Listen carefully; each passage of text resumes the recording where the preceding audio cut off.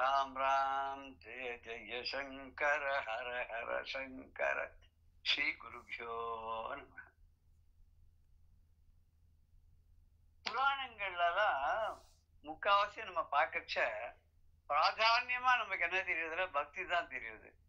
எல்லா அடியார்களுமே பக்தி பண்ணி அந்த கடவுளுடைய திருவருளை பெற்றிருக்கிறார்கள் அப்படின்னு தான் நமக்கு தெரியுது. நாயன்மார்களா இருந்தாலும் சரி, ஆழ்வார்களா இருந்தாலும் சரி, அதுக்கப்புறம் இந்த சங்க காலத்துல இருந்த புலவர்களா இருந்தாலும் சரி, பிற்காலத்துல இருந்த பெரிய கவிஞர்களா இருந்தாலும் சரி, ஏதோ ஒன்னு ரெண்டு பேரை தவிர மிச்சம் எல்லாருமே முழுக்க முழுக்க பக்தி பரவசத்தோட தான் பாடல்கள் நிறைய எழுதியிருக்கா, பக்தியிலே கிடைச்சிருக்கா அப்படின்னு சொல்லி. அதுல நம்ம தற்காலத்துல ஒரு 100-200 வருஷத்துக்குள்ள பார்க்கணும்னா கூட தாய்மானவர், பட்டணத்தடிகள், அப்புறம் பாரதியார், அப்புறம் கோபாலகிருஷ்ண பாரதி, அதுக்கப்புறம் நம்ம ராமலிங்க வள்ளலார், எல்லாருமே பக்தியை தான் இதுவா வச்சிருக்காரு. இந்த ராமலிங்க வள்ளலாருடைய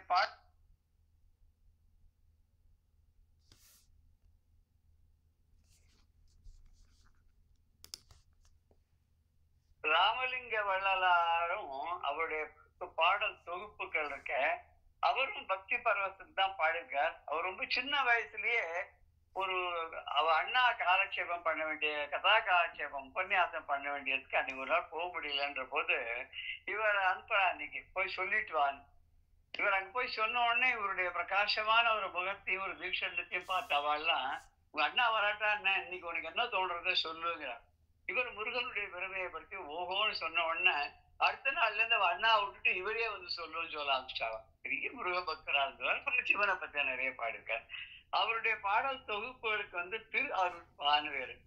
அதாவது என்னன்னா, திருவருளை பெறுவதற்காக பாடப்பட்டது, திருவருளை பெற்றதனால் பாடப்பட்டது, திருவருளை வேண்டி பாடப்பட்டது, இப்படி பலவிதமா நம்ம அர்த்தம் பண்ணிக்கலாம். அவர் பக்தி பரவசத்துல பாடும்போது நமக்கும் அந்த பக்தி வரணும்ன்றதுக்காக சில பாடல் எடுக்க. அவருக்கு அதெல்லாம் தேவையே இல்லை. அவர் எல்லாத்தையும் கடந்த பெரிய லெவலுக்கு எல்லாம் போயாச்சவர். ஆனால் நமக்காக அவர் சில பாடல்கள் எல்லாம் எழுதிருக்காரு. எப்படி ஆதிசங்கர பகவத் பாடல் ஸ்லோகங்கள் எல்லாம் பண்ணிருக்காரு இல்லையா, நம்ம சார்பாக. அது மாதிரி நமக்காக அவர் பண்றார். என்னன்னா ஒரு பாடல்ல சொல்ற, குஹ கடவுளை இந்த உலகத்துக்கெல்லாம் தந்தையாக இருக்கக்கூடிய பரமேஸ்வரா, திருவொற்றியூர்ல விளங்கக்கூடியவனே, நீ குளிர்ந்த அமுதம் போன்றவன். என்ன, உன்னை சுத்தி இருக்கிறது எல்லாம் குளுமையானதா இருக்கு, நீ ஏன் இந்த குளிருக்குள்ளுதான் நீ இருந்துட்டு இருக்க, நீ என்ன பண்ணணும் அப்படின்னு கேட்டானா, ஒரு அருள் கூர்ந்து நான் 7 வகையான ஜென்மங்கள்ல, 7 ஜென்மங்கள் சொல்ல, 7 வகையான ஜென்மங்கள்ல, 7 வகையான ஜென்மங்கள்னா தேவர்கள், மனிதர்கள், மிருகங்கள், மரங்கள், பறவைகள், அப்புறம் ஊர்வன, பரப்பன, இப்படி ஒரு 7 வகையான. இது ஒன்னையும் கணக்கு பண்ணா 84 லட்சம்லாம் சொல்லுவேன். இதுல எத்தனையோ பிறவிகளை நான் ரொம்ப அறியாமைங்கிற மயக்கத்துல இருந்து எத்தனையோ தவறுகள்லாம் பண்ணிட்டேன். அந்த அறியாமைங்கிற மயக்கத்தை நீ போக்கி என்னோட குற்றங்களை எல்லாம் பொறுத்து என்ன திருத்தி எனக்கு நீ அருள் பண்ணணும் அப்படிங்கிற. உன்னுடைய அருளுக்கு பாத்திரமாக நான் இல்லைன்னு நீ நினைச்சேன்னா, என்னுடைய குற்றங்களை எல்லாம் பொறுத்து என்னை நல்லவனாக திருத்தி என்னையே நீ ஆட்கொள்ளக்கூடாது, நீ உலகத்துக்கே தந்தை இல்லையா. அது இன்னொரு இடத்துல கூட சொல்லுவார், அப்பா அடிச்சாருன்னா அம்மா அணைப்பாளாம், அம்மா அடிச்சாருன்னா அப்பா அணைப்பாளாம், எனக்கு எல்லாமே நீதானப்பா, நீ ரெண்டுமே பண்ண மாட்டேங்கிறியே அப்படின்னு சொல்லி கேட்பார். இப்படி சொல்லிட்டு வரச்சு ஒரு இடத்துல சொல்ற, ஞானம் அப்படிங்கிற வார்த்தைய நான் கேள்விப்பட்டிருக்கேன் தவிர எனக்கு அர்த்தமே தெரியாது. எனக்கு ஞானம் வரமும் இல்லை, வரவும் வராது. ஏன்னா நான் ஒரு நாயை விட கேவலமானவனா நான் இருக்கேன். அப்படி இருந்தாலும் உன்னுடைய திருவருள் இருக்கேன், அதுல ஒரு சின்ன ஒரு அணு அளவு நீ எனக்கு கொடுத்தேன போறோம். அப்படி ஒரு அணு அளவு உன்னுடைய திருவருளை எனக்கு நீ கொடுத்தேனாக்க, அப்படியே வானுலகத்தில் இருக்கிற தேவர்கள் ஆனாலும் சரி, பிரம்மாவானாலும் சரி, திருமாலானாலும் சரி, எனக்கு முன்னாடி அவளுக்கு வலிமையே இல்லாதவள் ஆயிடுவாள். எவ்வளவு பெரிய வலியவனாக இருந்தாலும் சரி, எப்படி வாலிக்கு எதிர யார் போனாலும் அவளுடைய பலத்துல பாதி வாலிக்கு போயிடும் சொல்ற மாதிரி, எப்பேற்பட்ட பலசாலிகளா வந்தாலும் சரி, உன்னுடைய அருள் எனக்கு ஒரு திபிலை அளவு இருக்கும்னு சொன்னாக்க, எனக்கு அதெல்லாம் ஒரு தூஷ் மாதிரி என்னை யாரும் வெற்றி கொள்ளவே முடியாது அப்படின்னு திருவருடைய மகாத்தியத்தை பத்தி சொல்றார். அந்த திருவருள் ரொம்ப சுலபமாக பெற்ற பல அடியார்கள் அவர்கள் நாயன்மார்கள். இந்த பரமேஸ்வரனுடைய திருவருள் அவ்வளவு சுலபமாக அடையக்கூடியது. அதை அடைந்த அடியார்கள் எப்படியெல்லாம் பெருமைப்படத்தக்க வகையில் அவெல்லாம் இருந்திருக்கா அப்படின்னு பாக்குறச்ச நமக்கு ரொம்ப ஆச்சரியமா இருக்கு.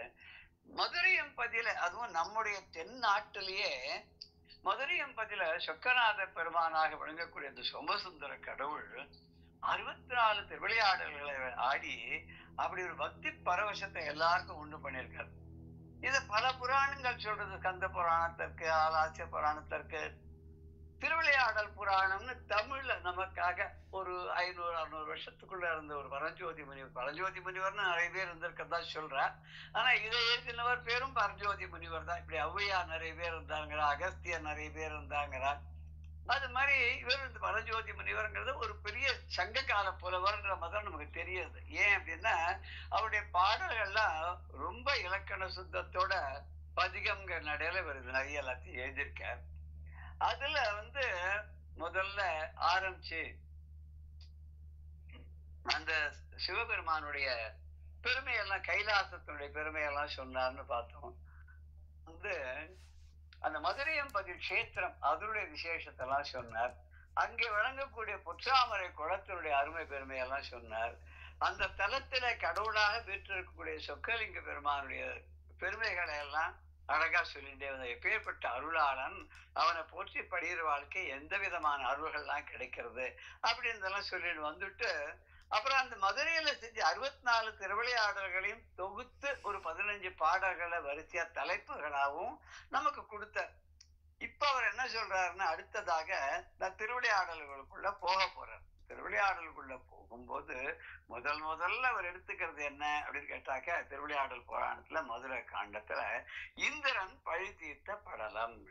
நமக்கு இந்த திருவிளையாடல் 64லயும் சிலதெல்லாம் பார்த்தா ஒரே திருவிளையாடலா கூட தெரியும். ஒரு 7 சேர்ந்து ஒரே இதுல தொகுத்ததா கூட தெரியும். ஆனா அந்த ஒன்னொன்னுலயும் இருக்கக்கூடிய ஒரு பகுதியும் ஒரு திருவிளையாடலாக அவர் எடுத்துட்டு சொல்றார். அப்படித்தான் எல்லா புராணங்களும் சொல்றதுனால 64 திருவிளையாடல்னு கணக்குல வருது. இந்த மதுரை காண்டத்துல சொல்லக்கூடிய இந்த திருவிளையாடல் புராணத்துல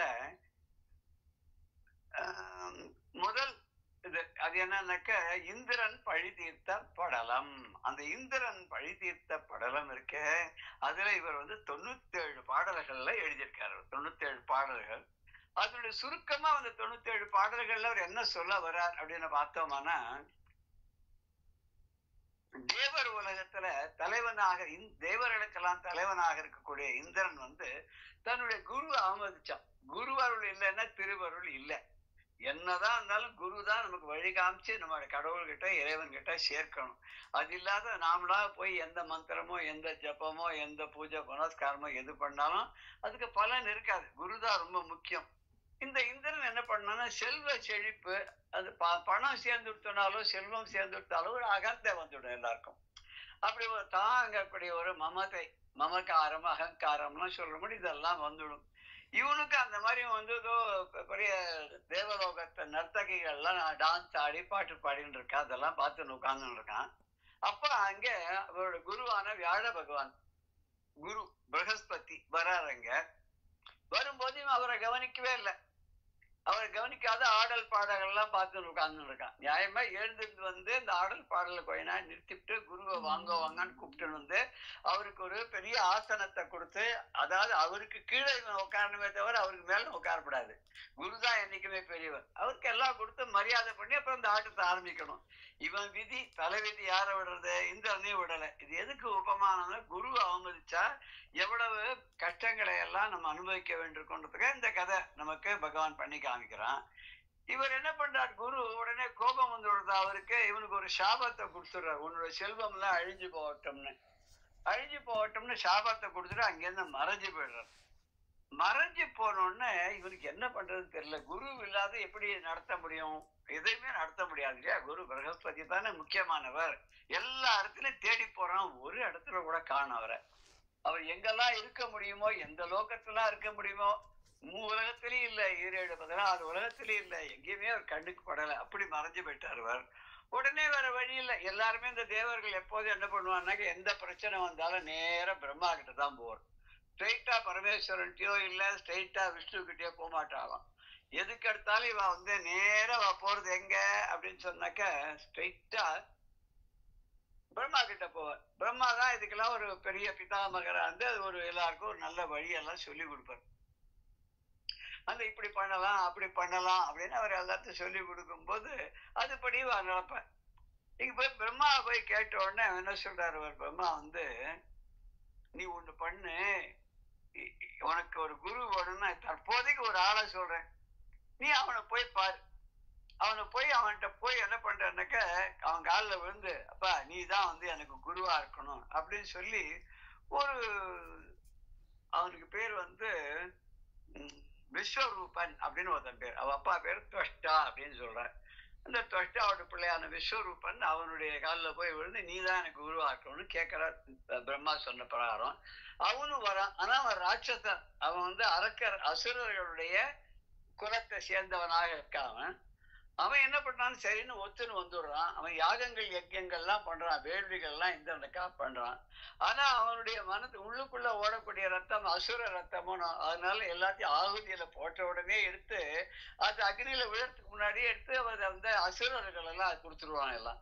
அதனால தேவர்கள் எல்லாருமே வந்து ஆகாரம் இல்லாத அவளுக்கு ஆகுதிகள் கிடைக்காத ரொம்ப கட்டப்பட்டு ஒரு துன்பத்துக்கு ஆளானகள். அவனுக்கு ரொம்ப கோபம் வந்துச்சு. அவன் குருன்னு கூட பார்க்காத, ஏற்கனவே ஒரு குரு அவமதிச்சு அனுப்பிச்சாச்சு, குருன்னு கூட பார்க்காத இந்த விஸ்வரூபன்கிறவனை வந்து என்ன பண்றான்னு கொண்டு விடுறான்.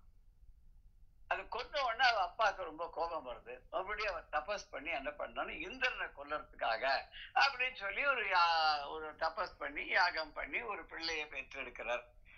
அந்த பிள்ளை வந்து ஏதோ கதை சொல்லுவான், இந்திரனை கொல்வதற்காக எனக்கு பிள்ளை வேணும்னு கேட்கறதுக்கு பதிலாக அவரு வாய்க்கு தவறி இந்திரனால் கொல்லப்படக்கூடிய ஒரு பிள்ளை வேணும்னு கேட்டார் அப்படின்னு சொல்லுவான். இப்ப முதல்ல ஏற்கனவே அந்த ஒருத்தவனை கொன்னாச்சு. அப்புறம் இங்க போய் கொல்லல, இவர பிரகஸ்பதியை அவமரியாதை பண்ணி அனுப்பிச்சாச்சு. இப்ப இந்த தொஷ்டாவோட பிள்ளை, அவனுக்கு பேரு விருத்தாசுரன் அப்படின்னு சொல்லி அவனுக்கு பேரு. யார் அந்த விருத்தாசுரன் அப்படின்னாக்க அந்த தொஷ்டா இன்னொரு பிள்ளையை பெற்று அனுப்புறார் இல்லையா, அவன் தான் இந்திரனை கொல்வதற்காக அனுப்பினவர். அவர் இந்திரனால் கொல்லப்பட வேண்டும் கேட்டார் இல்லையா, அந்த விருத்தாசுரன். அவனையும் போரிட்டு அவனையும் வந்து கொன்னுடுறான். எப்படி கொன்னுடுறான் அப்படின்னு சொன்னாக்க, இந்த தகீசி முனிவர் அப்படிங்கிறவருடைய முதுகுத்தண்டை யாசிச்சு அதனால செய்யப்பட்ட தேவலோகத்தை சிற்பியினால செய்யப்பட்ட விஸ்வகர்மாவினால் பண்ணி கொடுக்கப்பட்ட வஜ்ராயத்தை கொண்டு இந்த இவனை விருத்தாசுரனையும் அழிச்சு விடுறான். இப்போ பெரிய பாபம் அவனுக்கு வந்துடுது. விருத்தாசுரனையும் அழிச்சாச்சு, அதுக்கு முன்னாடி யார் ஒருத்தனை அழிச்சாச்சு, விஸ்வரூபன்கிறவனையும் கொண்டாச்சு. இப்ப ரெண்டு பாப்பம், இந்த ரெண்டு பாப்பத்தையும் போகிறதுக்கு என்ன பண்றது அப்படின்னு சொல்லிட்டு பிரம்மா போய் கேட்கிறார். கேட்டோன்னா பிரம்மா சொல்றார், நீ வந்து சிவனை குறிச்சு தபஸ் பண்ணு, சிவக்ஷேத்திரங்களுக்கு எல்லாம் போய் நீராடு. அப்போ அப்படி பண்ணினேன்னு சொன்னாக்க உன்னோட பிரம்மகத்தி தோஷமானது உன்னை தொடர்ந்து வராது. அது பூதமாகவும் பிசாசாகவும் உன்னை துரத்துறது இல்லையா. இவன் ஓடோடி எல்லா இடத்துக்கும் ஓடி பார்த்தான், எங்க ஓடியும் பிரயோஜனம் இல்லை. கடைசியில பிரம்மா சொன்னதை கேட்டுன்னு பூலோகத்துக்கு வரான். பூலோகத்தில் தான் எப்பவுமே வந்து பூஜை புனஸ்காரம் எல்லாம் பண்றது, நல்லதோ கெட்டதோ இங்கதான் அனுபவிச்சாகணும். அவன் வரான். இங்க வந்து ஒரு ஊரா போயிட்டு இருக்கிற போதும் இந்த பிரம்மகத்தியானது அவனை தொடர்ந்து வருது, இந்திரனை தொடர்ந்து வந்துட்டே இருக்கு. இந்த ஹாராசியம் அப்படின்னு சொல்லக்கூடிய மதுரையம்பதிக்குள்ள வந்த உடனே திரும்பி பார்க்கறான், அந்த பூதத்தை பிசாச்சி காணும். ஆஹா, இந்த ஊருக்கு ஏதோ ஒரு விசேஷம் இருக்கும் போல தெரியுது அப்படின்னு சொல்லிட்டு பார்த்தாக்க, அப்ப மறுபடியும் பிரம்மாவை கேட்கிறான், இந்த ஊருக்கு என்ன விசேஷம் அப்படின்னு. அவர் சொல்றார், நீ என்ன கேட்காத, குரு பகவானை வந்து நீ ஸ்தோத்திரம் பண்ணி மன்னிப்பு கேள, அவர் வந்து உனக்கு சொல்லுவார்னு. இவன் குரு பகவானை ஸ்தோத்திரம் பண்ணோன்னா அவரும் வந்து பிரம்மா சொன்னதுக்கு ஏற்ப தேவலோகத்து குருவாக மீண்டும் வந்து இந்திரன் முன்னாடி காட்சி அளிச்சு சொல்றார், நீ இந்த ஊர் வந்து மதுரையம்பதி வந்து ரொம்ப புகழ் வாழ்ந்தது. இங்க சோமசுந்தரர் இங்க வந்து லிங்கமாக, ஆதி லிங்கமாக, சுயம்பு லிங்கமாக இங்க உமையோடு கூடியவளாக இருக்கார். இப்பேற்பட்ட இந்த கஷேத்திரத்துல வந்து அவரால் ஏற்படுத்தப்பட்ட பொற்றாமரை குளம் இருக்கு. நீ இந்த குளத்துல வந்து ஸ்நானம் பண்ணி அந்த சிவனை குறித்து நீ வழிபாடு செஞ்சேன்னு சொன்னா உனக்கு எப்போதும் நல்லதே நடக்கும். எந்த விதமான தோஷங்களும் உன்னை இறங்காது. ஏற்கனவே இருக்கிற தோஷங்கள் எல்லாமே உன்னை விட்டு விலகி போயிடும். சரி, என்னைக்கெல்லாம் பண்ணோம்னா ஒரு பௌர்ணமிக்கு வந்து அந்த பூஜை பண்றேன் அப்படின்னு சொல்லி வந்தான் அப்படின்னு ஒரு கதை சொல்றது. அந்த கடவுளுக்காக மாணிக்கத்தை தங்கத்தால் செய்யப்பட்ட ஒரு விமானத்தையே வர வச்சு அந்த சுவாமிக்கு சோமசுந்தர கடவுளுக்காக கொடுத்து வழிபாடு பண்ணணும் அப்படின்னு நினைச்சான். அப்போ சோமசுந்தர கடவுள் வந்து பிரத்யட்சமாகி சொன்னாராம், நீ இந்த மாதிரி ஒரு பௌர்ணமிக்கு வரணுங்கிறது இல்ல, சித்திரை மாசத்து பௌர்ணமிக்கு மாத்திரம் நீ வந்தா போறோம், வந்து நீ எனக்கு பூஜை பண்ணா போறோம். அப்படி பண்ணேன்னு சொன்னா உனக்கு என்னென்னைக்கும் நான் உனக்கு நல்லதை தருவேன், உனக்கு நீ சேமமாப்பேன்னு சொல்லி அவர் வாழ்த்து விட்டு போனார். இந்திரனுடைய சாபமும் இந்திரனுக்கு ஏற்பட்ட சாபமும் நீங்கி விட்டது அப்படின்ற மாதிரி இந்த ஒரு கதை சுருக்கமாக இருக்கு. இதை 97 பாடல்கள்ல இவர் சொல்ல போறார். இதில் நம்ம முதல் பாடமாக நம்பர் பிரகாரம் பார்த்தோம்னா இது முதல் பாடல் இந்திரனுடைய பழி தேர்ந்த பாடல்ல. மொத்தத்தில் பார்க்கும்போது 343வது பாடல். இது இன்னைக்கு நம்ம 143வது எபிசோட் நினைக்கிறேன் இல்லையா? நம்முடைய 143வது 145 இல்ல 43 தான் கரெக்ட்.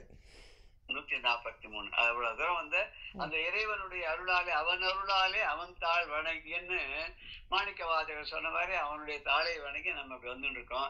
இப்ப 64 திருவிளையாடல்களையும் பார்க்கணுங்கிற ஒரு நல்ல எண்ணத்தோட நம்ம உள்ள நுழைஞ்சிருக்கோம்.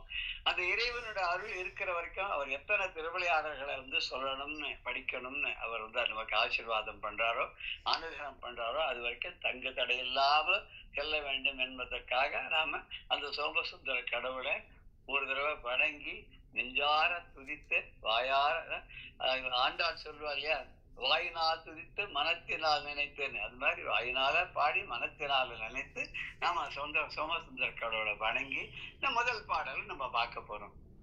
மின் பயில் குலிச புத்தேல் விருத்திராசுரனை கொன்ற வன்பழி விடாது பற்ற கடம்ப மா வனத்தில் எய்தி என்பு அரவு ஆரம் பூண்ட இறையவனை அரிச்சித்து ஏத்தி பின்பு அது கழித்து பெற்ற பேச்சனை எடுத்து சொல்வோம். இப்ப நம்ம பிரிச்சு படிச்ச உடனே இது கொஞ்சம் புரியிறாப்புலயே இருக்கும். மின் பயில் குலிஷ புத்தேல் விருத்திராசுரனை கொன்ற வன் பழி விடாது பற்ற கடம்ப மா வனத்தில் எய்தி என்பு அரவு ஆரம் என்பரவாரம், அது பேர் என்பு அரவு ஆரம் பூண்ட இறைவனை அரிச்சித்து ஏத்தி பின்பு அது கழிந்து பெற்ற பேச்சினை எடுத்து சொல்வாம். மின் பயில மின்னல் போல் பிரகாசமாக இருக்கக்கூடிய குலிச புத்தேல், குலிசம் அப்படின்னு சொன்னாக்க வஜ்ராயுதம், அந்த வஜ்ராயுதத்தை தன்னுடைய படையாக வைத்துக் கொண்டிருக்கக்கூடிய புத்தேல் இந்திரன். அவன் விருத்ராசுரனை கொன்ற, விருத்ராசுரன் என்ற அசுரனை கொன்ற அந்த பாவம் வன் பழி, அந்த அதனால் ஏற்பட்ட பழியும் அதனால் ஏற்பட்ட பாவமும் அது வலிமை மிக்கது. அதை வந்து அவ்வளவு சுலபமா அதுல இருந்து விடுபட முடியாது. அப்பேற்பட்ட அந்த பாவமானது பற்ற விடாது பற்ற துரத்தி துரத்தி அடிச்சது. அப்படி என்னையே ஏன் கஷ்டங்கள் வந்து துரத்தி அடிக்கிறதுன்னு சொல்லி சில பேர் சொல்லுவா இல்லையா, நான் என்ன அப்படி பண்ணிட்டேன் என்னையே துரத்துறது, அதனால இந்திரனை துரத்திட்டு அது நீங்காது பற்ற அதை கெட்டியவா பிடிச்சிடணும், எங்க போனாலும் துரத்திட்டே வருது. அதுக்காக என்ன பண்ணான்னா அது நீங்கிறதுக்காக அவன் என்ன பண்ண கடம்பமா வனத்தில் எய்தி, கடம்ப மாவனத்தில் எய்தி, கடம்ப வனம் நிறைந்த பெரிய கடம்ப மரங்கள் நிறைந்த பெரிய வனம் அந்த தோட்டம், அதுக்கு என்ன பண்ணான்னா தன்னுடைய தோஷம் நீங்கிறதுக்காக அங்க வந்தான். எய்தி அங்கே அடைந்து, சாதாரணமா எய்தினா அம்பை எய்தினான் அப்படின்னு சொன்னாக்க அம்பை விட்டான், அம்பு ஒரு இடத்துல போய் தாக்கித்து அந்த இலச்சனையை தாக்கித்து அப்படின்னு சொல்லுவான். இங்க எய்தின்னு அங்கே போய் அடைந்து என்பு அரவு ஆரம் பூண்ட இறைவனை, என்புனா எலும்பு, எலும்புகளை எல்லாம் ஆடையா போட்டு இருக்காரு அவர். எலும்புனா மண்டையோட எலும்பு தானே. அப்புறம் வந்து என்பு அரவுனா பாம்பு, அரவம் அப்படின்னா பாம்பு, அரவு பாம்பு. இந்த பாம்புகளையும் ஆபரணமா போட்டு இருக்கார், மண்டை ஓடுகள்லாம் மாலையா போட்டு இருக்கார். ஆரம் போன்ற, ஆரம்னா பல மாலைகள், என்னென்ன மாலை அது, ருத்ராட்ச மாலை, எருக்கம்பூ மாலை, நிறைய மாலைகள்லாம் போன்று அப்பேற்பட்ட அந்த இறைவனை, அந்த கடவுளை அரிச்சித்து ஏத்தி அவருக்கு அர்ச்சனை பண்ணி அவருடைய 1000 நாமங்களையும் சொல்லி ஸ்தோத்திரம் செய்து பணிந்து பின்பு அது கழிந்து அதுக்கப்புறம் அந்த பாவம் வந்து தன்னை விட்டு நீங்கும்படியாக அந்த பெற்ற பேச்சனை அவன் அடைந்த அருள் இருக்கே அந்த பரமேஸ்வரனை சோமசுந்தரேஸ்வரனை வணங்கி அர்ச்சித்து புகழ்ந்து துதி பாடி அதனால தன்னுடைய தோஷங்கள் நீங்க பெற்று அப்பேற்பட்ட பெரும் பேச்சினை அடைந்தாரே அதை எடுத்து சொல்வோம். நாம இப்ப உங்களுக்கு எடுத்து சொல்றோம், விரிவாக நான் சொல்ல போறேன் அப்படின்னு ஆரம்பிக்கிறேன். முதல்ல ஒரு ஷார்ட்டா அந்த ஒரு பாடல்ல அந்த கதை முழுக்க சொல்லிட்டார். கதை முழுக்க சொல்லி இப்படி ஒளிமிக்க வஜ்ரப்படையுடைய இந்திரனானவன் வித்ராசுரனை கொன்றதுனால அவனுக்கு ஏற்பட்ட வலிமை மிக்க அந்த பாவம் நீங்காது அவனை துரத்தும் போது அது நீங்குவதற்காக அவன் கடம்பவனம் நிறைந்த மதுரை என்பதிக்கு வந்து எலும்பு பாம்பு மாலைகள் எல்லாத்தையும் அணிகளாக போன்ற ஆபரணங்களாக தான் அணிந்து கொண்டிருக்கூடிய சோமசுந்தர பெருமானை வழிபட்டு அதனால தன்னை துரத்துகின்ற பாவங்கள்லாம் நீங்க பெற்றவனாக பெரிய திருவிளையாடலை அந்த பெருமான் சிவபெருமான் பண்ணினார்.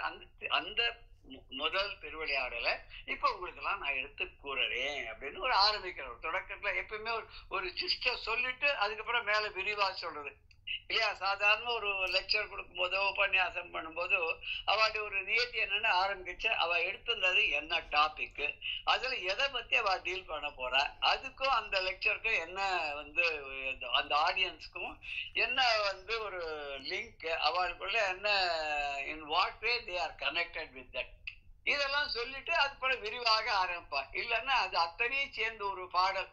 இப்ப வந்து ஒரு ராமாயணத்துல ராமர் பட்டாபிஷேகம் அப்படின்னா வைதேகி சகிதம் சுரத்திரமதியில ஆரம்பிச்சு அந்த ராம பட்டாபிஷேகத்தை விளக்கக்கூடிய ஒரு ஸ்லோகத்தை சொல்லி அதுக்கு அர்த்தத்தை சொல்லி இந்த ராமருடைய பட்டாபிஷேகத்தை நான் விரிவாக சொல்ல போறேன்னு சொல்லி யுத்த காண்டம் வரைக்கும் சுருக்கமா 10 நிமிஷத்தை சொல்லிட்டு அதுக்கப்புறம் பட்டாபிஷேகத்தை வரத விரிவாக சொல்லிப்படுவோம். அது மாதிரி இவரும் முதல் ஒரு பாடல்ல 4 லைன்ல அந்த இந்திரன் பழித்திருந்த படத்தை பத்தி சுருக்கமான ஒரு கோடிட்டு காமிச்சுட்டு மேல அதுக்கப்புறம் வந்து ஃபுல்லா விரிவாக சொல்ல போறார்.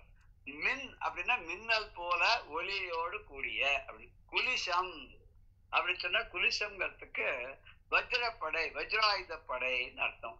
புத்தேள் அப்படின்னாக்க இந்திரனுக்கு பேர் புத்தேள். பழின்னா பிரம்மஹத்தி தோஷம், பழி தீர பிரம்மஹத்தி தோஷம். என்பு எலும்பு, அரவுன்னா பாம்பு. இது அடுத்த பாடலுக்கு நம்ம போறோம். அது 344வது பாடல்.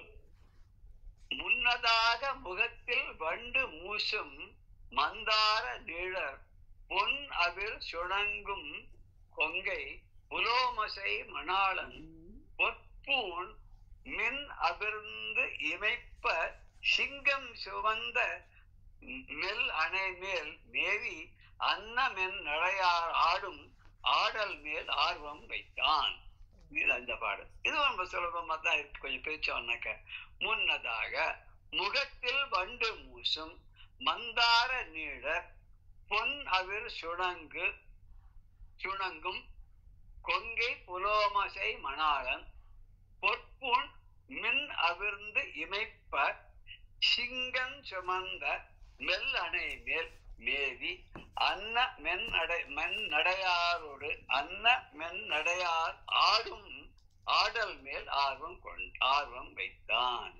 இது முன்னதாக என்ன கேள்வி கேட்டா முனிவர்கள்லாம் எப்ப எங்க எதுக்காக எந்த மாதிரி திருவிளையாடல் பண்ணினார் அப்படின்னு வந்து கேட்கிறார் இல்லையா? கேட்ட உடனே இந்த சூத முனிவர் வந்து என்ன சொல்ற சூத பரவாணிக்கர் வந்து எப்படி வந்து முருகன் அகஸ்தியருக்கு சொன்னாரோ அகஸ்தியர் வியாசருக்கு சொன்னாரோ வியாசர் வந்து இவருக்கு சொன்ன மாதிரி அதை எடுத்து சொன்னார் அப்படின்னு சொல்லி ஆரம்பிக்கும் போது இது முதல்ல இதுக்கு வந்து எப்படி எப்ப நடந்தது? இது இப்ப ரீசெண்டா சமீபத்துல நடந்ததா? இல்ல இல்ல இல்ல, இது வந்து திரேதாயுகத்துல நடந்தது. முன்னதாக கிருத்தயுகம், திரேதாயுகம், துவாபரயுகம், கலியுகம் சொல்ற வரிசையில இது 2வது யுகமாக கொள்ளக்கூடிய திரேதாயுகத்துல எப்பேற்பட்ட இடத்துல வண்டுகள் மொய்க்கக்கூடிய முன்னதாக முகத்தில் வண்டு மூசும் வண்டுகள் எல்லாம் மொய்க்கக்கூடிய முகத்தில் அப்படின்னு சொன்னாக்க அந்த ஃபேஸ் அப்படின்னு சொன்னாக்க இது மலருடைய ஃபேஸ்ன்னு கூட நம்ம இங்க எடுத்துக்கலாம். மந்தார நீழல், அந்த மந்தார மரம் இருக்கே, மந்தாரம்னா அது ஒரு மலர்னு எடுத்துக்கலாம், இல்ல இங்க வந்து நம்ம பாரிஜாத்த மலர்னு எடுத்துக்கலாம், இல்ல கற்பக விருட்சம்னு எடுத்துக்கலாம். வண்டுகள்லாம் மொய்க்கக்கூடிய பூக்கள் நிறைந்த தேனோடு கூடிய இந்த மந்தார பூக்கள் பூக்கக்கூடிய மரத்தினுடைய நிழல்ல இவன் வந்து அங்கதான் ஒரு சின்ன ஒரு ஆடிட்டோரியம் மாதிரி இருக்கும் போல இருக்கு. அது வந்து ஒரு ஓப்பன் ஏர் தியேட்டர் மாதிரி. அங்க மேடையில எப்படி உட்கார்ந்து இருக்கான் அப்படின்னா, பொன்னவில் சுழங்கும் கொங்கை புலோமசை மணாளன். பொன் அதில் சுழங்கும் கொங்கை அப்படின்னு சொன்னாக்க, பொன் போன்ற பிரகாசமாக இருக்கக்கூடியதும் பொன் திவிலைகளை, அதாவது பொன்னாலான தூசுகளை தெளித்த மாதிரி அவருடைய உடம்பு முழுக்க, அதுவும் மார்பகம் முழுக்க வந்து தேம்பல் மாதிரி இருக்கான். அது என்னன்னால பொண்ணை தெளிச்சிருக்கிறதால அது ஒரு தேம்பல் மாதிரி இருக்கு. அது யாருன்னா புலோமசை. புலோமசைங்கிறது வந்து இவளோட இந்திரனுடைய மனைவி. அந்த புலோமசை மணாளன் இந்திராணியுடைய கணவன். அவ எப்படி உட்கார்ந்துக்கன்னா, பொற்பூன் மின் அவிர்ந்து இமைப்ப. அவன் பொன் அடிகள் எல்லாம் மேல வந்து நிறைய அவன் போட்டிருக்கான். இந்திரனுக்கு கேட்கணுமா, பல ஆபரணங்களை எல்லாம் போட்டு தங்க மகுடம் எல்லாம் போட்டு அவன் வந்து உட்கார்ந்து இருக்கான். இமைப்ப அதெல்லாம் அப்படியே அப்படியே அந்த ஒளி அது மேல பட்டு அப்படி இமைக்கிறது. அது பல மின்னது. அது ஒளி வீச அந்த அடிகலன்களை எல்லாம் அணிந்து கொண்டு சிங்கம் சுமந்த மெல் அணை மேல்.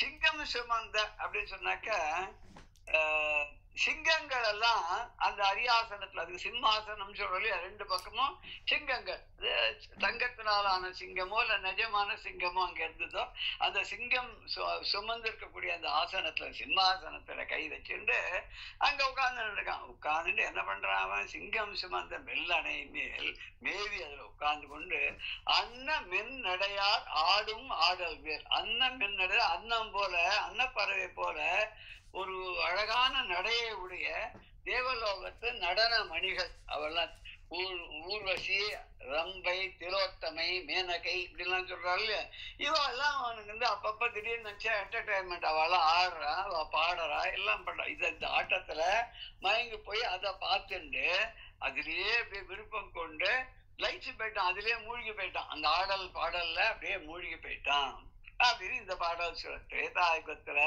வண்டுகள்லாம் மொய்க்கக்கூடிய தேன் நிறைந்த மந்தார புஷ்பங்கள் பூத்த மரத்தின் நிழலிலே சிம்மாசனத்தை அமர்ந்து கொண்டு தங்க பொடிகளாலான அடையாளங்களை, தேம்பல் போல் உள்ள ஒரு அடையாளங்களை உடைய மார்பகத்தை உடைய அந்த புலோமசையினுடைய கணவனான இந்திரனவன் பொன் அணிகளை எல்லாம் பளபளன்னு மின்னக்கூடியதாக தான் அணிந்து கொண்டு சிம்மாசனத்தில் அமர்ந்து கொண்டு அன்னநடையை உடைய அந்த ரம்பை, திலோத்தமை முதலான தேவலோகத்து நடன மாதர்கள் ஆடும் ஆட்டத்தை கண்டு அதுல விருப்பம் கொண்டு அதுலயே அப்படியே சுத்தமா லயிச்சு போயிட்டான். நம்ம கூட பாக்குறோம், சில சமயத்துல என்ன பண்ணுவான்னா, ஏதோ ஒரு டிவியோ இல்ல செல்போன்ல ஏதோ ஒன்றியே பார்த்துட்டு இருக்க வாழ்க்கை, அக்கம் பக்கத்துல வரவா கூட தெரியறது இல்லைன்னு சொல்றோம் இல்லையா. யார் எதுக்கு வரா போனா, யார் வந்து எதை எடுத்துன்னு போனா, எதை வச்சுட்டு போனா, யார் கூப்பிட்டா, ஒண்ணுமே தெரியறது இல்லையா. அது மாதிரி இந்திரனும் அந்த நடன மாதர்கள் ஆடும் ஆடலை பார்த்து அதுல மயங்கி போய் அதை விட்டு வெளியில வராம அப்படியே அதுலயே லயிச்சு போயிட்டான்னு. முன்னதாம் யுகம், யுகம்னா யுகம், முன்னதாம் யுகம்னா முதலாக இருந்த யுகம். கிருத்த யுகம் தான் இல்லையா, கிருத்த யுகம்னு சொல்லலாம். இன்னொன்னு வந்து திரேதாயுகம்னு சொல்றாங்க. எதுவாக முன்னாடி அந்த ரெண்டு யுகத்துல ஏதோ ஒரு யுகம். இல்ல நான் நினைக்கிறேன் கிருத்த யுகம் தான் கரெக்டுமா. ஏன்னா இந்த கிருத்தாவை தமிழ்ல ஒருவேளை கிரேத்தான்னு போடுறாளோ என்னமோ தெரியல. கிருத்தங்கிறது கிருத யுகம். 64 திருவிளையாடல்களை எப்படி வகுத்திருக்காருன்னா அந்த ஹலாஸ்யம் புராணத்துல 16 16 16 16. ஸோ கிருத்தயுகத்தில் 16, திரேதாயுகத்தில் 16, துவாபர யுகத்தில் 16, கலியுகத்தில் 16 அப்படி பிரிச்சிருக்கார் இந்த 64 இதையும். அதனாலதான் சரி, இந்த இடத்துல எனக்கு ஒரு சந்தேகம் வருது. இதுக்கு ஏதாவது விடை இருக்கான்னு தேடி பார்க்கலாம். என்னன்னா, இந்த 64 தான் திருவிளையாடல்னு யார் நிர்ணயம் பண்ணு? அதுக்கப்புறம் திருவிளையாடல் பண்ணவே இல்லையா? அது இல்ல ஏன் பண்ணல? தெரிஞ்சது அது. இதை தொகுத்து எழுதியிருக்கிறவாள் தான் அவளுடைய மனசுல எப்படி பண்ணியிருக்கோம் அப்படிதான் இருக்கும். இந்த 64வது திருவிளையாடல் அப்படிங்கறத எடுத்து பார்த்தோம்னா அது நடந்து 1000 வருஷம் இருக்கும் போது இல்லையா? ஆமா மாணிக்க வாசகருடைய கதை தான் வந்து கடைசியா நம்ம பாக்குறச்சே தெரியுதுன்ற மாதிரி இருக்கு. அதுக்கப்புறம் அதே மாதிரி நாயன்மார்கள் 63 அப்படின்னு பெரிய புராணம் சேக்கிழார் எழுதும் போது அந்த 63 நாயன்மார் இருந்தார். சேக்கிழாருக்கு அப்புறம் யாருமே அப்படி சிவபக்தர்களா வரலையா? நாயன்மார்கள் வரலையா? பகவான் சோதனை பண்ணி அருள் பண்ணலையா அப்படின்ற கேள்விக்கு யாராவது ரொம்ப விஷயம் தெரிஞ்சவா யாராவது பதில் சொன்னா நல்லா இருக்கும். இல்ல நம்மளுடைய இந்த இதை கேட்கிறவா இந்த பகுதிகள் எல்லாம் கேட்கிறவா யாருக்காவது தூங்கினா கூட அவ வந்து அவளுக்கு தெரிஞ்ச பதில நம்மோட பகிர்ந்துன்னா நமக்கு ரொம்ப உபயோகமா இருக்கும் இல்லையா? நமக்கு இந்த ஐயம் தோன்றத்தானே செய்யுது. 1000 வருஷத்துக்கு முன்னாடி உள்ளதாலே சொல்றான்னா இப்ப இந்த 1000 வருஷத்துக்கு அதுக்கப்புறம் வந்து யாருமே இல்லையா? பகவானே வரலையா? அப்படி எல்லாருமே உலகத்துல நல்ல வேலையா அவர் வர அளவுக்கு இல்லையா? இல்ல அடியார்கள் அவ்வளவுதான் யார் தீர்மானம் பண்ண? 63 நாயன்மார்னு. ஆனா இவாளே நிறைய பேர் சொல்லிக்கிறா 64வது நாயன்மாராக விளங்கக்கூடிய இவர் தான் அப்படின்னு. பட் ஒரு இது கூட சொல்லுவா கிருபானந்த வாரியார் சுவாமிகளை 64வது நாயன்மார்களாக நம்ம ஏத்துக்கணும் அப்படின்னு சொல்லி மகாபெரிவா சொன்னதாக ஒரு செவி வழி செய்தி கர்ண பரம்பரையான ஒரு நியூஸ் கூட உண்டு. 64வது நாயன்மார் யாருன்னா அவர் வந்து கிருபானந்த வாரியார் தான் அப்படின்னு சொல்லிட்டு. ஒரு சிலர் சொல்லுவா இல்ல அவர் வந்து பெரிய முருக பக்தர், முருகன் நடிமை, அதனால அவரு போய் நாயன்மார்கள் கதையில சேர்க்கப்படாது, 64வது நாயன்மாரா சேர்க்கப்படாது.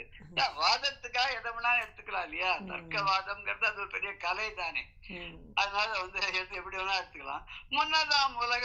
முன்னதாம் யுகம்னா முதன்மையாக இருந்த யுகம் அப்படின்னு எடுத்துக்கலாம். முன்னதாம் முதலாக இருந்த யுகம்னு எடுப்பது அப்ப கிருத்த யுகம் தான் வருது. அந்த கிருத்த யுகம்ன்றது தான் கரெக்டா. as you said, it is very apt and it should be the correct one. அதே மாதிரி யுகத்துக்கு 16 திருவிளையாடல்களாக பிரித்து அப்படின்னு சொல்றதும் வந்து ரொம்ப ஒரு ஏற்புடையதாக தான் இருக்கு அப்படின்றதுனால நம்ம அப்படியே வச்சுக்கலாம். இங்க பொன் அது சுணங்கு அப்படின்னா பொன் திவலைகள் பொன்னாலான பொடி, அதனால அது என்ன பரவி இருக்கக்கூடிய சுணங்குன்னா தேமல் போன்ற விதமான அங்கங்க அங்க திட்டா இருக்கு. அந்த பவுடர்லாம் நம்ம இந்த காலத்துல பவுடர் போட்டுக்கிறோமோ இல்லையா? எதுவுமே பவுடர் போட்டு வெளில வந்து அது வேர்த்து கொட்டித்தன முகத்துல அங்க தேமல் மாதிரி ஆயிடும். அதுக்கு பவுடர் போட்டுக்காதே வந்துருக்கலாமா நமக்கு தோணும் இல்லையா? அது மாதிரி இவ வந்து தங்கப்பொடியில பவுடர் போட்டுன்னு வந்திருக்கா, நம்ம எடுத்துக்கலாம். எடுத்துட்டோம்னாக்க அவளுக்கு அந்த தேவலோகத்திலே வேர்த்து கொட்டி இருக்கு. அதனால வந்து சரியான செடிகள்லாம் சரியானபடி விசரல. அதனால அவளுக்கு வந்து அங்கங்க இந்த பொடிகள் வந்து தேம்பல் மாதிரி தெரியுது அப்படின்னு நம்ம அதை எடுத்துக்கலாம். புலோமசை அவளுக்கு வந்து இந்திராணி. லலிதா சஹஸ்ரநாமத்தோட இந்த வார்த்தை வருதோ புலோமஜார்ச்சிதா அப்படின்னு வருது.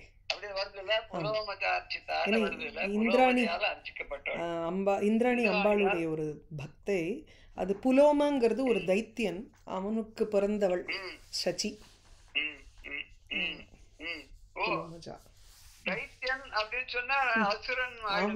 ஆமா எப்படி இந்திரன் வந்து தைத்தியனுடைய மகளை எப்படி தெரியல. அதாவது அப்படின்னா சொல்லலாம். இந்த காலத்துல எல்லாம் சொல்லிக்கிறாரு நிரந்தரமான நண்பரும் இல்லை, நிரந்தரமான எதிரியும் இல்லை. அது மாதிரி அப்பப்ப வேணும்னா ஒட்டிப்பா, வேண்டாம்னா வெட்டிடுவா போல இருக்கு.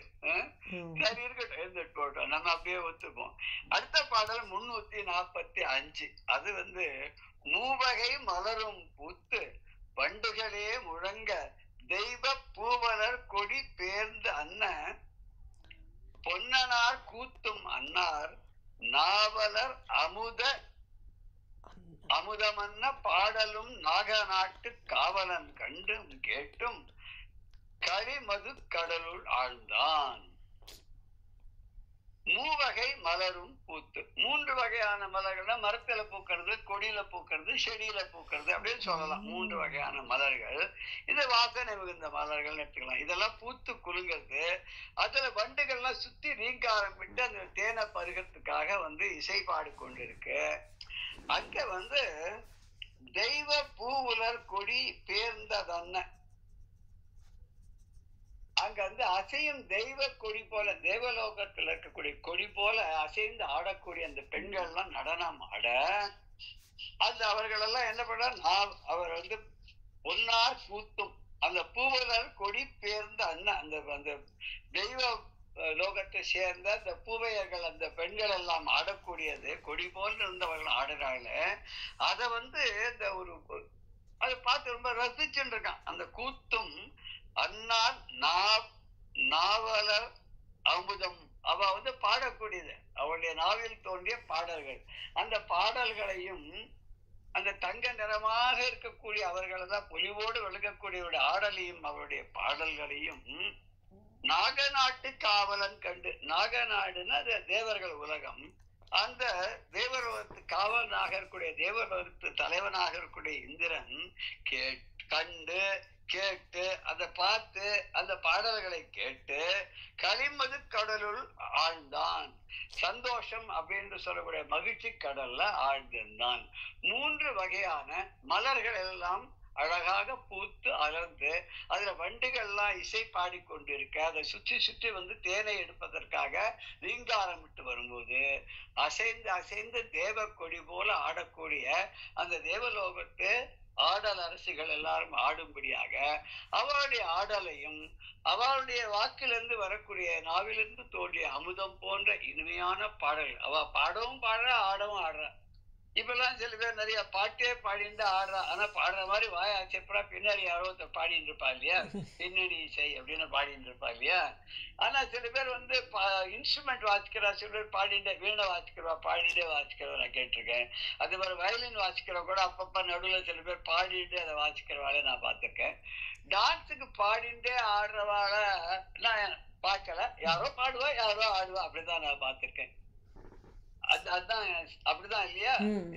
பின்பாட்டு அவ ஜதி எல்லாம் சொல்லி அவ வந்து நட்டுவாங்கம் பண்ணி அவ அதுக்கு வந்து பக்க வாத்தியங்கள்லாம் வாசிச்சு இவ வந்து வெறும் ஆடுவா. ஆனா அந்த பாட்டு அவளுக்கு ஃபுல்லா தெரியும், அதனால இவ பாடுற மாதிரியே உதட அசைச்சுட்டே ஆடுவா. சில பேர் வெறும் அபிநயம் மாத்திரம் பண்ணுவா, வாய் உதட எல்லாம் அசைவே அசையாது.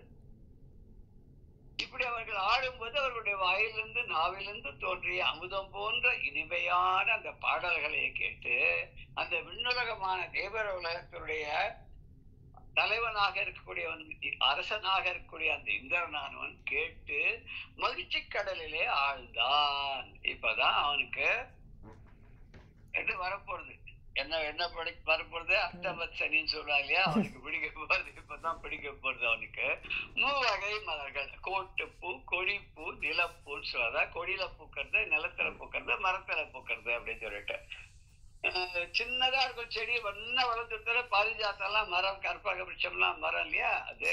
அப்புறம் கொடியில மல்லி எல்லாம் கொடியில பூக்கும். சின்ன நிலத்துல பூக்கக்கூடிய வந்து சின்ன குட்டி குட்டி பூக்கள்லாம் தும்பை மலர்னால சில பூக்கள்லாம் வந்து சின்ன சின்னதா அதுல பூக்கக்கூடியது.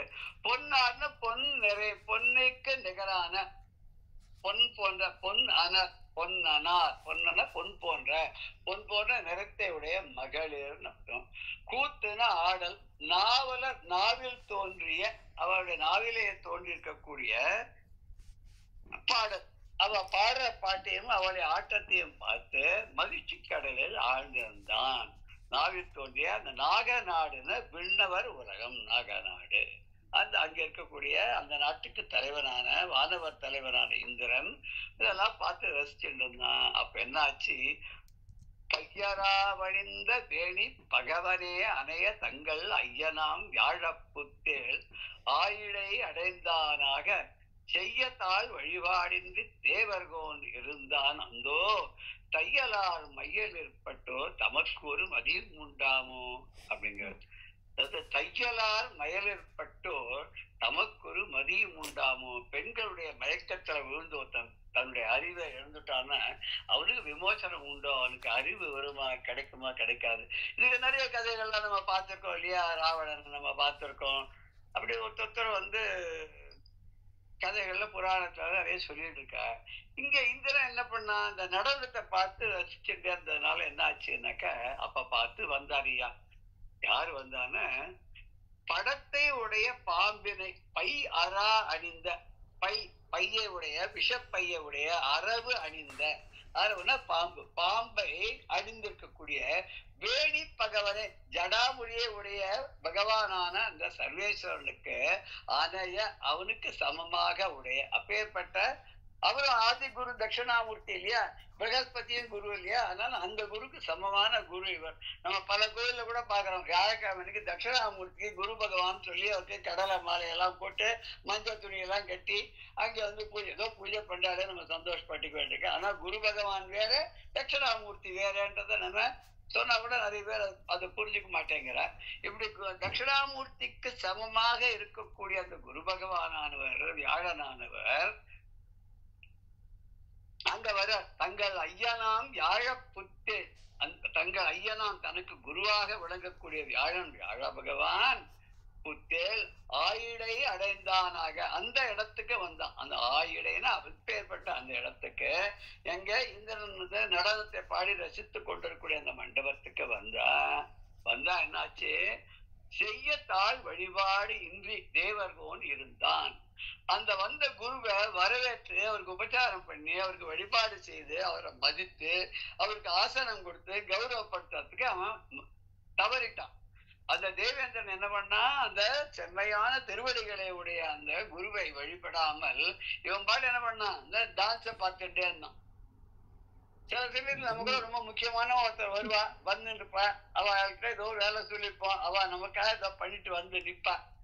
நம்ம வந்து அவ வந்ததையே கவனிக்காத நம்ம பாட்டி எதையோ டிவியை பார்த்துட்டோ புத்தகத்தை பிடிச்சிட்டு வந்தோம்னா வந்தா அவளுக்கு ரொம்ப கோபம் வந்துடும். சில சமயம் வந்தா அவள் தான் ஒரு கத்துட்டு கிளம்பி போயிடுவாங்க, வந்தது கூட தெரியாது. அப்படி என்ன ஒரு லைஃப் அந்த டிவி சீரியல்லையும் இந்த புஸ்தகத்திலையும் என்ன அப்படி இருக்கு என்ன இருக்கு விட்டேன் பாரு ஒண்ணு, நான் இது வரைக்கும் பண்ணி விட்டது எல்லாத்தையும் வந்து ஒழிச்சுட்டு போயிடுறேன், இப்பவே போய் எல்லாத்தையும் தடுத்துட்டு வந்துடுறேன்னு கிளம்புவாங்க. அப்புறம் இவ உடனே ஓடி போய் காலில் விழுந்து வாங்க தெரியாத பண்ணிட்டேன் அவளை கூட்டின்னு வந்து அவளுக்கு உபச்சாரம்லாம் பண்ணி அவளுக்கு ஸ்வீட்டு காஃபி காரம்லாம் கொடுத்து அப்படி ஒரு மாதிரி அவளை தேத்தி அவளுக்கு முன்ன விட ஜாஸ்தியாவே அவளுக்கு உபச்சாரம் பண்ணி எல்லாம் செய்யறோமோ இல்லையா. இந்த மாதிரி அந்த காலத்துல தேவேந்திரனை அப்படிதான் அவன் பண்ணணும். ஆனா அவனுக்கு அது கிடைக்கல, அந்த வாய்ப்பு கிடைக்காது, திண்டாட போறான் அவன். அதெல்லாம் இவர் சொல்றார், பை அரா அணிந்த வேணி பகவனே அணைய விஷமுள்ள பையை உடைய பாம்பை ஆபரணமாக இருந்த பகவானான பரமேஸ்வரனுக்கு அணைய ஒப்பான தங்கள் ஐயனாம் வியாழன் தங்களுடைய குருவான வியாழ பகவான் பிரகஸ்பதி ஆனவள் புத்தேல் ஆயிடை அடைந்தான். தேவேந்திரனுடைய அந்த மண்டபத்துக்கு வந்தான் என்பதை அறியாமல் செய்யத்தால் வழிபாடின்றி அவரை வணங்கி அவருடைய திருவடிகளுக்கு பூஜை செய்து கௌரவப்படுத்தாத தேவர்கோன் இருந்தானந்தோ. அந்த தேவர் தலைவனான இந்திரனானவன் அங்கே அந்த ஆடல் பாடல்கள் வைத்து இருந்தானன்றோ. தையலார் மையில் ஏற்பட்டோர் அப்படியே அந்த தேவ கந்திகைகள் மேல ஆசை வைத்து அவளுடைய பாட்டிலே லைத்து ஆடலிலே லைத்து போனது. அவளுக்கு பேர்பட்ட வாழ்க்கை மயக்கத்தில் இருக்கக்கூடிய வாழ்க்கை அப்படி விழுந்தவர்களுக்கு மதியும் உண்டாமோ, நல்ல அறிவு எங்கேருந்து கிடைக்கும், நல்ல அறிவு எங்கேருந்து இருக்கும், அவனுக்கு விதி வலியதுன்னு அவனுக்கு என்னாச்சு, அவனுடைய விதி அவனுடைய கெட்ட நேரம்.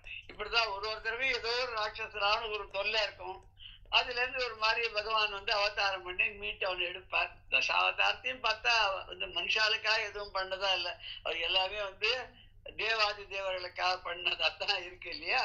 எக்ஸப்ட் ஒரு அவதாரம் என்ன வரல, இன்னும் ஒரு அவதாரம் என்ன அப்படின்னாக்கா கிருஷ்ண அவதாரம் கீதையை கொடுத்தார். உத்தவ கீதையும் அர்ஜுனுக்கு சொன்ன கீதையை நம்ம கிடைச்சது, சகஸ்ர நாமம் கிடைச்சது, இதெல்லாம் ரைட்டு. பட் ஆஸ் அதர்வைஸ் பார்த்தாலும் மீதி அவதாரங்கள் 22 அவதாரம் சொல்றோம். அதுல 2 போக மீதி எடுத்துட்டா 20லயும் பகவான் தேவர்களுக்கு தான் உபகாரம் பண்ணியிருக்காருன்றது நமக்கு தெரியுது. அவன் ஒருத்தரும் ஏதாவது தப்பு பண்ணிட்டு வருவான். இந்திரனே தப்பு பண்ணலாமான்னு ஒருத்தர் கேட்டேன். அவர் சொன்னார், நீங்க தப்பா நினைக்கிறார், அந்த பதவி இந்திரன்கிறது PM அப்படிங்கிறது ஒரு பதவி. ஆனா அந்த PMக்கு 5 வருஷத்துக்கு ஒருத்தர் மாத்தி வர்றாரோ இல்லையோ, அது மாதிரி இந்திரன்ற பதவிக்கு மாத்தி வருவார் அப்படின்னு சொல்லி அவர் சொன்னார். இருக்கலாம், அப்படியே இருக்கலாம். நிறைய பேர் இந்திரனாக வந்து கொஞ்ச நாள் இருந்துட்டு திரும்பி போயிருக்கா அப்படின்னு பாத்துருவோம். ஆனா பர்மனண்டா ஏதாவது ஒரு இந்திரன் அப்பப்ப திரும்பி வந்துருவான் போலவும் தெரியுது நமக்கு. ஏன்னா இந்திராணி அப்படின்னு சொல்லும் போது அவன் இந்திரனை தவிர வேற யாரையும் விரும்ப மாட்டாள் அப்படின்னு உயர்த்துக்க மாட்டாள் அப்படின்றத நம்ம கதையில பாக்குற போது அந்த இந்திரானுடைய கணவனான இந்திரன் வேற, இந்திர பதவிக்காக அப்பப்ப வந்துட்டு போறவா வேற அப்படின்றது நமக்கு தெரியுது.